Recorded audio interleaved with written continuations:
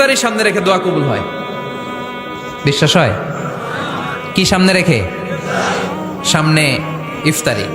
বসে থাকে আমরা তৃষ্ণায় সারাটা দিন, ছাতি ফেটে যায়। আল্লাহ দেখে, দেখতে দেখতে আল্লাহর একটা সফট কর্নার তৈরি হয়। এটাই সুযোগ কাজে লাগানোর, ঠিক কিনা? মুমিন যোগ্য যে কোপ মারে, সময় মতো কাজ করে, ঠিক কিনা?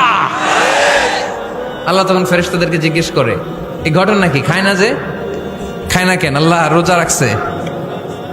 এগুলো কি? রোয়াবজা, পেঁয়াজ, আলুর চপ, বেগুনি, মুরগির রান খায় না। খায় না কেন? ওরা যে ক্ষুধার্ত, আল্লাহ আপনার ভয়ে। তাই কি চায়? আল্লাহ আপনার কাছে ক্ষমা চায়।